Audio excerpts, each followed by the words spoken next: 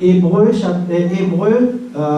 11, paragraphe 7 par exemple, Hébreu 11, 7, la lecture qui a été faite ce matin, nous lisons dans ce paragraphe, c'est par la foi que Noé, divinement averti des choses qu'on ne voyait pas encore, et saisi d'une crainte respectueuse, construisit une arche pour sauver sa famille. Et par elle qu'il condamna le monde et devint héritier de la justice qui s'obtient par la foi. Que grâce et paix de Yahweh soient à vous de la part de notre Seigneur et Sauveur Jésus-Christ. Amen. Aujourd'hui, nous choisissons d'intervenir sur le texte de Hébreu 11.7 pour essayer de vous expliquer, parce que souvent on lit ce texte mais on ne comprend pas sa portée pour nous aujourd'hui en tant que chrétiens. On ne comprend pas toute sa signification par rapport à l'Église dont nous sommes les membres. Dans le texte original, nous lisons Pistei, Krematistes, Noé, Periton, Medipo, Blepomenon, Elabeteis, Kateskeasen, Kiboton, Eis, Soderian, tout oiku autour. Donc ici on a Eis, Soderian, tout oiku autour. On a d'abord le mot kiboton, c'est l'accusatif ici de kibotos. Nous comprenons que ici, la personne qui a écrit ce livre, qui ne l'a pas signé, et on hésite des fois à lui accorder la paternité de ce texte, c'est Paul. Et c'est Pierre qui nous assure que c'est Paul qui est l'auteur de ce texte, parce que Pierre l'a confirmé dans un de ses écrits. Il a dit que notre bien-aimé frère Paul vous a aussi écrit, dans ses lettres, il y a des choses difficiles à comprendre, que des gens mal intentionnés essayent de tordre le sens.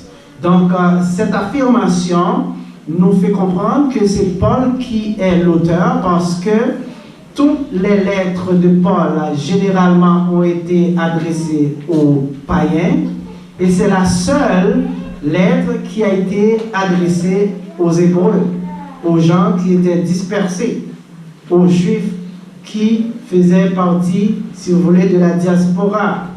Et vous savez que Pierre, c'est l'apôtre des Juifs.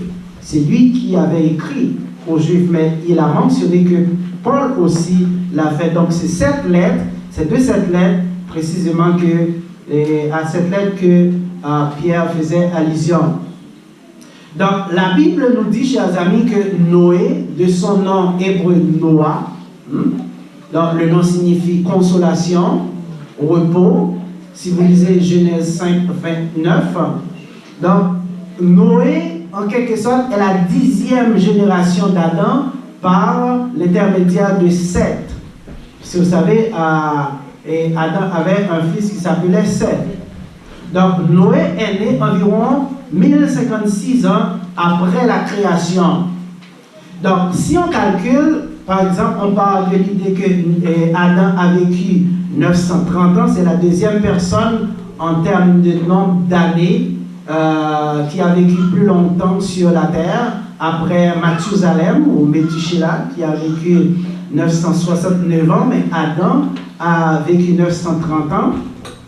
Donc Noé, si on prend 930 ans, donc on est en 1056, donc Noé a vécu, est venu au monde 126 ans environ après la mort de Adam. Donc Noé a engendré pour sa part 3 fils, et qu'on appelait Cam, Japheth et Sem. Donc parmi ces 3 fils avaient aussi des femmes.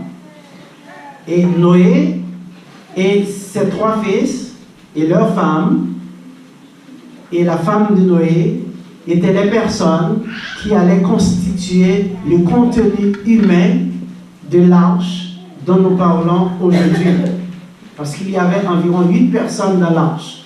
Ces 3 enfants et leurs femmes, et lui et sa femme, ça fait 8 personnes. Donc Noé, de son temps, était le seul qui étaient trouvés justes devant Dieu, qui avaient une conduite exemplaire, qui marchait selon la justice, qui se conformait à la volonté d'Élohim. Il était le seul juste sur toute la surface de la terre. Genèse 6, paragraphes 8 et 9. En ce temps-là, la méchanceté des hommes était tellement grande que Yahweh n'en pouvait plus et il a décidé d'effacer de la surface de la terre tout ce qui avait la vie. Les hommes jusqu'aux animaux. Mais il a choisi de sauver Lot et sa famille ainsi que une paire de chaque espèce d'animal qui existait sur la terre. Donc, chers amis, nous pensons qu'il est intéressant aujourd'hui de nous attarder un peu sur cette histoire pour essayer de comprendre, essayer de faire ressortir les similitudes qui existent entre l'arche de Noé et l'Église du Seigneur. Généralement, chers amis, quand on parle de l'arche de Noé, on va voir le mot Théba en hébreu, ou bien Kibotos en grec. Les deux traduisent une boîte en bois, quelque chose qui est construit, mais à partir du bois. Donc, à partir de ce moment, qu'est-ce qu'on voit? C'est un navire, parce que le mot arche n'est pas un mot utilisé de nos jours. On va plus voir vaisseau, navire, bateau, etc. Donc, ce mot-là n'est plus en usage de nos jours. À l'origine du mot on voit le bois, parce que si vous regardez même dans la langue anglaise, vous allez voir que Kibotos est traduit comme wooden box, une boîte en bois. Donc l'arche était construite avec du bois. Et cette arche a permis à Noé et sa famille d'échapper, ainsi que les animaux, d'échapper à l'extermination suite au déluge d'eau survenu 1656 ans après la création, soit pendant environ la 600e année de la vie de Noé. Nous devons souligner également, chers amis, que le mot arche est utilisé pour désigner une autre chose, une autre construction. Plus tard, on va voir que Yahweh avait donné des directives pour l'arche de l'Alliance. L'arche de l'Alliance est un coffre dans lequel on devait conserver les tables de la loi. On devait conserver aussi un échantillon de la manne que Yahweh avait donné, c'est la nourriture qu'il avait donnée aux enfants d'Israël dans le désert, et également la verge d'Aaron qui avait fleuri, le bâton d'Aaron qui avait fleuri. Donc il y avait 3 objets dans l'arche de l'Alliance. Chers amis, aujourd'hui nous nous intéressons à l'arche construite par Noé. Et ce qui nous intéresse le plus, c'est de vous expliquer les ressemblances de l'arche avec l'Église. Vous n'êtes pas sans savoir que l'Ancien Testament regorge de symboles, de figures, des symboles qui représentent des réalités qui devaient se manifester dans la nouvelle alliance, dans la seconde volonté exprimée par Yahweh. En effet, Yahweh a exprimé 2 volontés à travers le temps. Une première volonté où nous trouvons beaucoup de figures et une seconde volonté où les figures se matérialisent, où on trouve les réalités des choses qui étaient représentées dans l'Ancien Testament. Si nous lisons Hébreux 8, 7 et 8, paragraphes 7 et 8, on va voir que c'était déjà mentionné par le Saint-Esprit. En effet, si la première alliance avait été sans défaut, il n'aurait pas été question de la remplacer par une seconde. Car c'est avec l'expression d'un blâme que le Seigneur dit à Israël, « Voici les jours viennent, dit le Seigneur, où je ferai avec la maison d'Israël et la maison de Juda une alliance nouvelle. » Et un petit peu plus loin, en Hébreux 9, 12 et 9, en Hébreux 9, 7 à 12, nous voyons, « Alors j'ai dit, voici je viens pour faire, ô Dieu, ta volonté. » Après avoir dit d'abord, tu n'as voulu et tu n'as agréé ni sacrifice ni offrande, ni holocauste ni sacrifice pour le péché, ce qu'on offrait selon la loi, il dit ensuite, voici je viens pour faire ta volonté. Il abolit ainsi la première volonté pour accomplir, pour établir la seconde. Donc la première volonté est accomplie, il va établir la seconde volonté. Et il est dit, c'est en vertu de cette volonté que nous sommes sanctifiés par l'offrande du corps de Christ une fois pour toutes. Donc Dieu a exprimé deux volontés. Une première volonté pour l'Ancien Testament et une seconde volonté pour le Nouveau Testament. Parce que quand vous dites testament, vous savez, vous dites volonté, dernière volonté de quelqu'un. Quand vous écrivez un testament, vous décidez des choses qui vont être appliquées après votre mort, qui vont entrer en vigueur après votre mort. C'est ça un testament, c'est une volonté. Donc Dieu a exprimé deux volontés, une première et une seconde. C'est pourquoi on parle de Nouveau, Ancien Testament. Pourquoi Ancien? Parce que c'est la première volonté. Dès que la nouvelle arrive, donc l'ancienne, donc elle n'est plus de mise. Donc, chers amis, comme nous l'avions mentionné tantôt, nous sommes intéressés à faire ressortir les ressemblances qui existent entre l'arche que Noé avait construite et l'église que Jésus-Christ a construite. Donc d'abord, nous allons sur le plan de la construction même. C'est que nous aimerions savoir d'où vient la décision de construire l'arche. Eh bien, la décision de construire l'arche ne venait pas de l'homme. C'est quelque chose qui vient de Dieu, de Yahweh lui-même. Parce que Yahweh avait vu la méchanceté des hommes. Et il ne pouvait plus supporter de voir ce niveau de méchanceté devant sa face.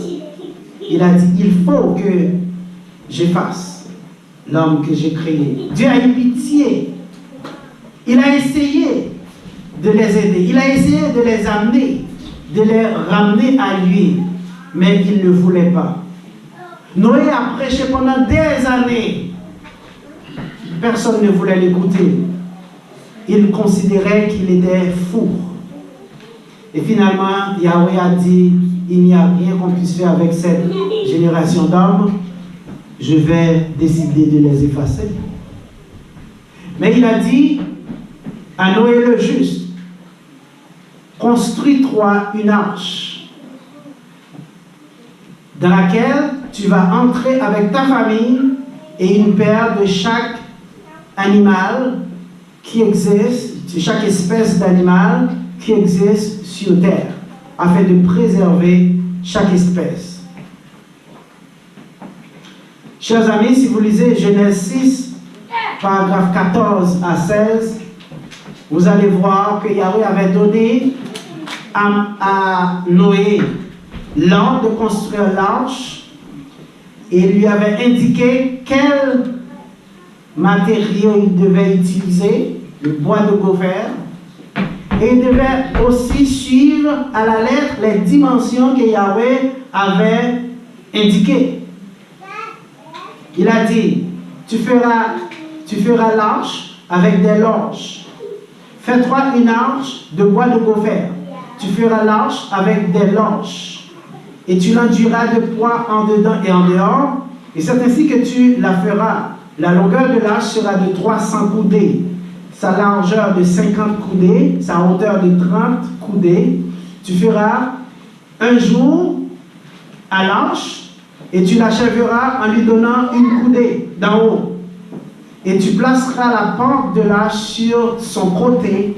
Tu feras un étage inférieur, un second, un troisième étage. Donc Dieu a tracé le plan à Noé, comment il devait construire l'arche. Il lui a indiqué quel bois qu'il devait utiliser. Donc Yahweh a pris le soin d'indiquer tout ce qui était nécessaire à la construction de l'arche, parce que l'arche devait préserver Noé et sa famille. Et Noé devait suivre scrupuleusement le plan que Dieu avait tracé, de peur d'être victime. Parce que si on ne suit pas à la lettre la parole de Dieu, on risque beaucoup. Donc, Noé n'était qu'un exécutant. Noé ne pouvait pas décider, ah, Yahweh m'a dit de faire de telle façon, moi je vais faire de telle autre façon, parce que ça va être plus beau, ça va être mieux, plus esthétique, etc. Noé n'avait pas essayé de changer la pensée de Dieu. Noé s'est contenté d'exécuter. Parce que quand Dieu donne un ordre, nous exécutons comme c'est dit. Et si on fait le contraire, on contrevient à la volonté de Dieu. C'était également le cas pour Moïse, par exemple, chers frères et sœurs, lors de la construction du tabernacle, en Exode 25. Et Salomon aussi avait reçu des instructions strictes dans la construction du temple en Chroniques 28. Toutes ces constructions que nous venons de mentionner, d'énumérer ici, constituent, à savoir l'arche, le tabernacle et le temple, toutes ces constructions étaient des symboles, étaient des figures qui représentaient l'Église qui allait être établie dans la seconde volonté. Chers amis, tout comme dans la construction, contrairement à la construction de l'arche, à la construction du tabernacle, à la construction du temple, Yahweh a eu recours à la main-d'œuvre humaine, à des mains humaines, pour pouvoir construire ces choses. Et il a utilisé des matériaux naturels comme du bois, et du fer, de l'or, etc. Mais dans la construction de l'Église, Dieu n'a pas utilisé des mains humaines. Dieu a utilisé son Fils pour établir son Église. Et Dieu n'a pas utilisé des matériaux naturels qu'on pouvait trouver, du bois, etc., du fer, mais Dieu a utilisé des êtres humains comme pierre pour construire cette Église.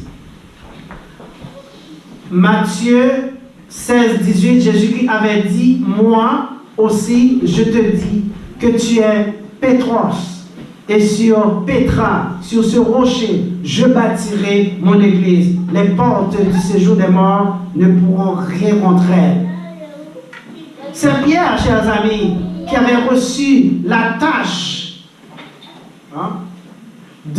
d'entreprendre, de parler pour que l'Église soit une réalité.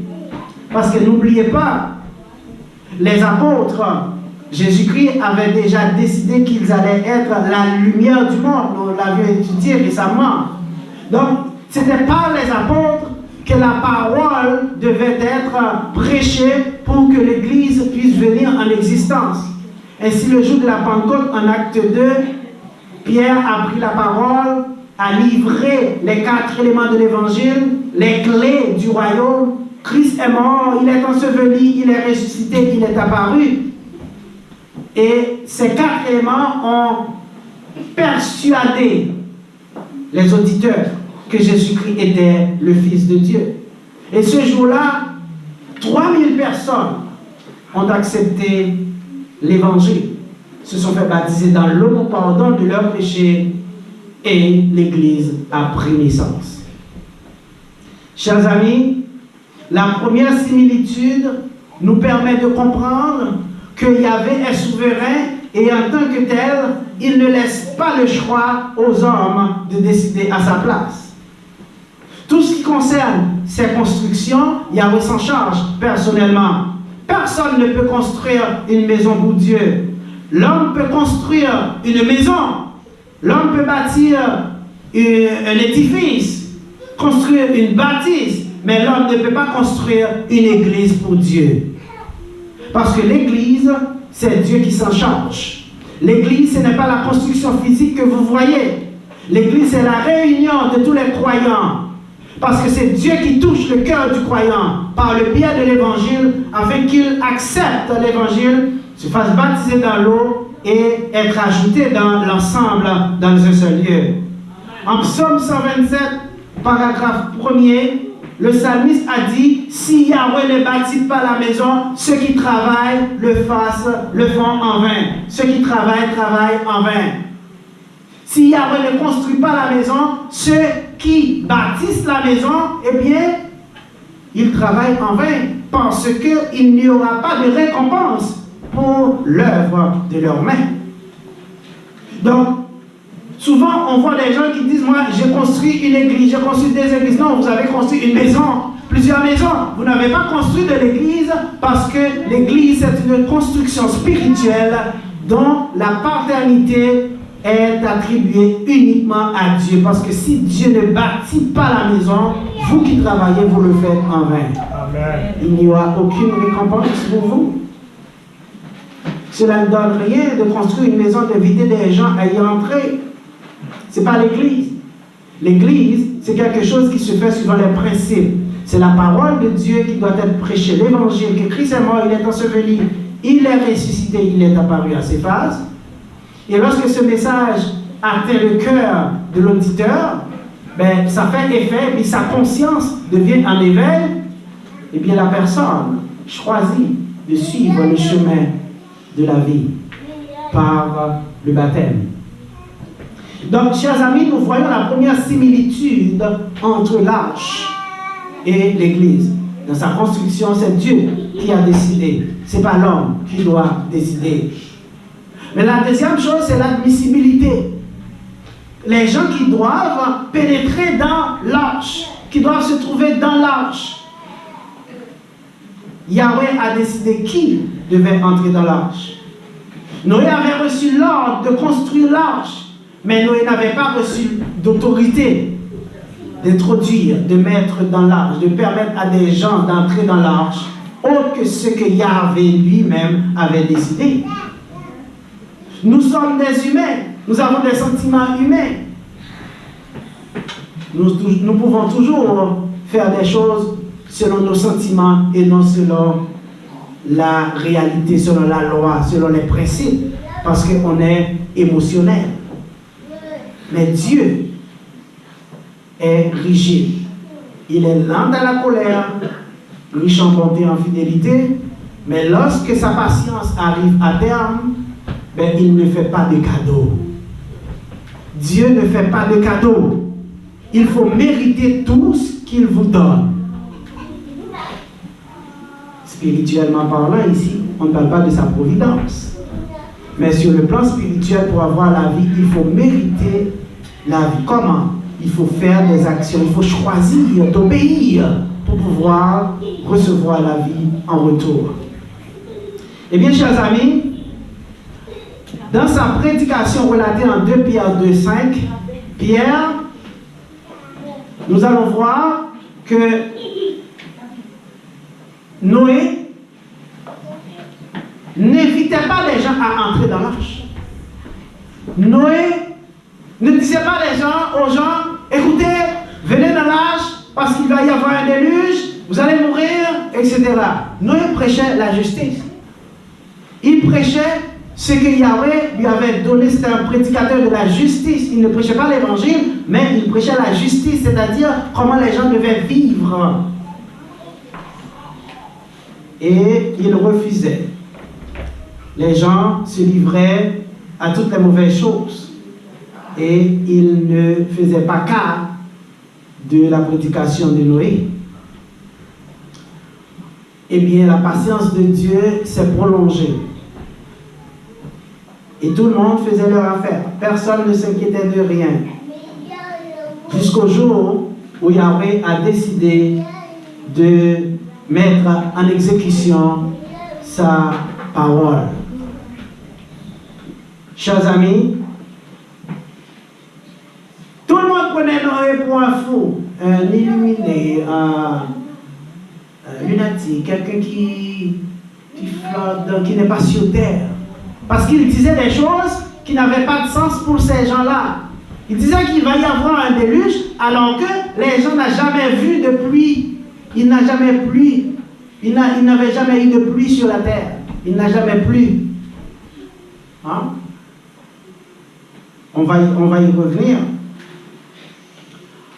Mais la patience de Yahweh s'est prolongée jusqu'au jour où la patience est arrivée à son terme. Yahweh a dit à Noé d'entrer dans l'arche avec sa famille et Yahweh a fermé la porte et Yahweh a gardé la clé. Pourquoi? Parce que Noé pourrait être pris de compassion lorsqu'il voit des gens qui vont se noyer. Et puis Noé peut dire, mais je vais l'aider, mais Yahweh a gardé la clé. Parce que lorsque Yahweh vous donne la possibilité de vous sauver et vous ne prenez pas avantage de cette opportunité, eh bien le jour où vous allez être devant son trône, il n'y aura plus de pitié pour vous. C'est maintenant que vous devez choisir. Il n'y aura pas de pitié au dernier jour.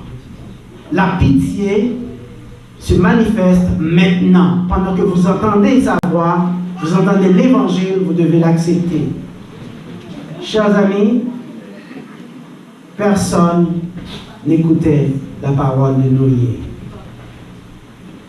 Et la même chose se produit de nos jours.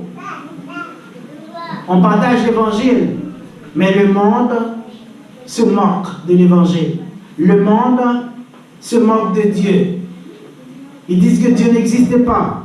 Ils disent que nous sommes des gens qui inventent des choses, mais qui n'existent pas. Il n'y a pas de vérité dans ce qu'on dit, c'est n'importe quoi. Mais vous savez qu'il y aura un jugement. Un jour, nous allons tous être présents devant le trône de la grâce, devant le tribunal de Dieu. Et il va nous poser des questions sur tout ce que nous avons fait, sur toutes les décisions prises étant dans cette vie-là.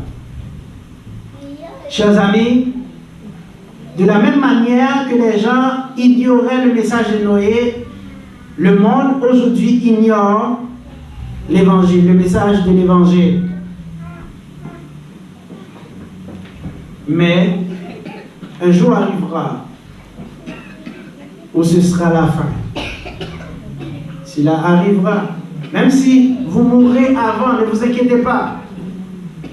Vous allez être ressuscité pour faire face aux conséquences de vos choix. Ceux qui acceptent l'évangile maintenant vont être ressuscités pour la vie, pour la récompense. Et ceux qui méprisent la parole de Dieu vont être ressuscités aussi, mais pour avoir le châtiment en partage. En 1 Pierre 3, 21, nous lisons que l'eau de la pluie qu'il y avait, l'eau qui a permis à l'arche de naviguer, est un symbole de l'eau du baptême. C'est le symbole du baptême qui allait se faire dans l'église, lorsque vous lisez 1 Pierre 3, 21. Donc le baptême est une réponse. Donc c'est par le baptême que nous avons la possibilité d'être ajoutés dans l'église du Seigneur. Donc la conscience que nous avons en entendant le message nous permet de réagir et de prendre la décision de sauver notre âme. La conscience n'est autre que la rencontre du sujet et de l'objet. Le sujet, c'est le message. Le sujet, c'est vous-même, c'est l'auditeur, celui qui reçoit le message à son oreille. Et l'objet n'est autre que le message lui-même. Lorsque le message arrive à votre oreille, et bien, il y a quelque chose qui se produit, une réaction qui se produit en vous, qu'on appelle la conscience. Donc, il y a une bonne conscience qui prend naissance. Et cette conscience vous amène à poser l'action nécessaire de sauver votre âme, à savoir vous faire baptiser. En Romains 10, 17, Paul dit ainsi: la foi vient du message. Et le message n'est autre que la parole de Dieu. Donc la foi vient du message. Le message, c'est l'évangile qui vous explique que Christ est mort pour vos péchés. Il est enseveli. Il est ressuscité et apparu à ses faces.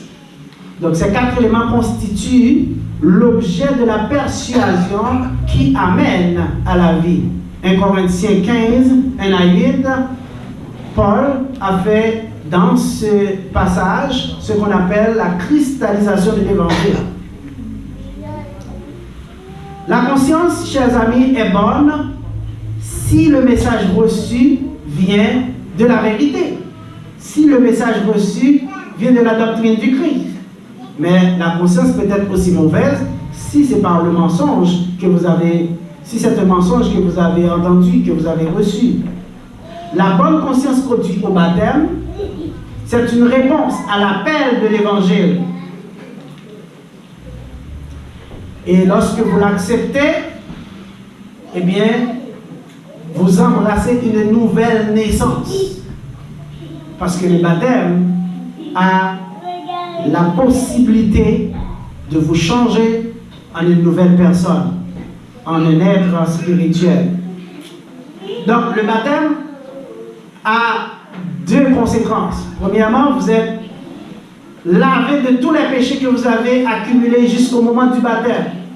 Si vous lisez Acte 2:38, Acte 22:16, vous allez comprendre que l'objectif premier du baptême, c'est de vous laver, de vous sanctifier pour vous permettre d'être à même, d'être ajouté dans l'ensemble, dans un seul lieu, dans l'Église. Et deuxièmement, le deuxième objectif du baptême, c'est de former un seul corps. Donc on ne peut pas être baptisé pour rester chez soi ou aller où on veut. On est baptisé pour former un seul corps. C'est ce que le Saint-Esprit a dit en 1 Corinthiens 12, paragraphe 13. Nous avons tous, en effet, été baptisés par un seul esprit pour former un seul corps. Pour former un seul corps. C'est pourquoi en Acte 2:47, nous voyons que le Seigneur ajoutait chaque jour à l'ensemble dans un seul lieu ceux qui étaient sauvés. Donc, ceux qui étaient admis dans l'arche, c'était seulement la famille du juste, de Noé. Ceux qui sont admis dans l'Église, ce sont seulement les justifiés, les sanctifiés par le sang de Christ, qui constitue la famille de Christ. Donc dans l'arche était admis seulement la famille de Noé. Dans l'Église est admis seulement la famille de Christ. C'est pourquoi Paul a dit en 1 Timothée 3:15. Mais si je tarde, afin que tu saches comment il faut se conduire dans la famille de Dieu, qui est l'Église du Dieu vivant, la colonne, c'est-à-dire le support, le soutien de la vérité. C'est le même mot que nous trouvons en Hébreux 7:11, en Hébreux 11:7, et également en 1 Timothée 3, paragraphe 15. On trouve le mot oikos. Le mot oikos se traduit par famille et maison. Donc quand on parle de maison, c'est un synonyme de famille quand on va à l'origine du mot grec oikos. Donc quand on voit oikos, oikia, maison, famille, eh bien on comprend que la maison dont on parle, c'est l'endroit où se trouve la famille. C'est l'endroit où la famille se réunit. Parce que c'est dans la maison qu'on rencontre tous les membres de la famille. Et c'est dans la maison de Dieu qu'on va rencontrer tous les membres de la famille de Dieu. Parce que nous sommes membres du corps de Christ. On parle de la famille de Dieu ou du corps de Christ. Donc, chers amis, on récapitule. C'est Yahweh qui avait dit à Noé quelle personne devait être admise dans l'arche? Genèse 6, paragraphe 18. Et j'établis mon alliance avec toi, et tu entreras dans l'arche, toi et tes fils et ta femme, et les femmes de tes fils avec toi. De la même manière, c'est Elohim qui choisit, qui ajouter dans l'Église. C'est Elohim qui ajoute les sauvés dans l'Église, à l'ensemble dans un seul lieu. Acte 2, paragraphe 47. Et le Seigneur ajoutait de jour en jour à l'ensemble dans un seul lieu ceux qui étant sauvés. Lorsque Jésus-Christ va revenir au dernier jour, il va prendre l'Église pour remettre à son Père. Eh bien, tous ceux qui sont dans l'Église vont avoir la vie, mais ceux qui ne seront pas dans l'Église vont avoir la mort en partage. Ceux qui sont morts ne cessent pas d'être des membres de l'Église. Ils sont toujours des membres de l'Église, c'est pourquoi ils vont être ressuscités premièrement. Et les autres vont suivre par la suite. D'abord, les morts en Christ ressusciteront. Ensuite, nous les vivants, nous serons changés avec un corps immortel, sans péché. Et nous allons retrouver le Seigneur dans les airs. Et il va prendre l'Église pour remettre à son Père. 1 Corinthiens 15, 24. Donc, chers amis, nous avons compris ici, jusqu'à maintenant, que l'arche avait une similitude dans sa construction et dans l'admissibilité des gens qui devaient s'y trouver. Il y a d'autres similitudes, mais le fait que l'heure qui est répartie est écoulée, donc nous allons nous arrêter ici aujourd'hui. Mais nous allons poursuivre dimanche, si Dieu le veut, à explorer les similitudes qui existent encore entre l'arche et l'Église du Seigneur. Et vous allez comprendre que le Seigneur, il ne fait rien au hasard. Tout ce qu'il fait, c'est dans un but bien précis pour sauver l'humanité de la mort éternelle. Amen. Aujourd'hui, vous devez comprendre une seule chose. On ne peut pas se trouver dans l'Église du Seigneur sans y être ajouté par Dieu lui-même. Acte 2, 47. Et pour être ajouté par Dieu, il y a des conditions qui sont précisément établies et qu'on doit respecter. Il faut d'abord comprendre que Jésus-Christ est le seul chemin. C'est la seule voie qui existe pour nous amener à Dieu, à la vie éternelle. C'est pourquoi il est mort à la croix. Il a versé son sang. Et c'est simplement par son sang que nous avons la possibilité d'avoir pardon pour nos péchés. Donc il est mort, il a été enseveli par des disciples secrets, Joseph d'Arimathée et Nicodème. Il est ressuscité le 3e jour par Yahweh son Père, parce que ce n'était pas possible qu'il soit resté dans la tombe. Et il est apparu à ses faces pour permettre que toute l'humanité ait la vie. Parce que c'est dans les apparitions qu'il a donné la responsabilité ultime aux disciples de prêcher l'évangile à toute la création, c'est-à-dire à tous les êtres humains. Aujourd'hui, si vous entendez ce message et que vous voulez avoir le privilège d'appartenir à la famille de Dieu, il y a une seule chose à faire.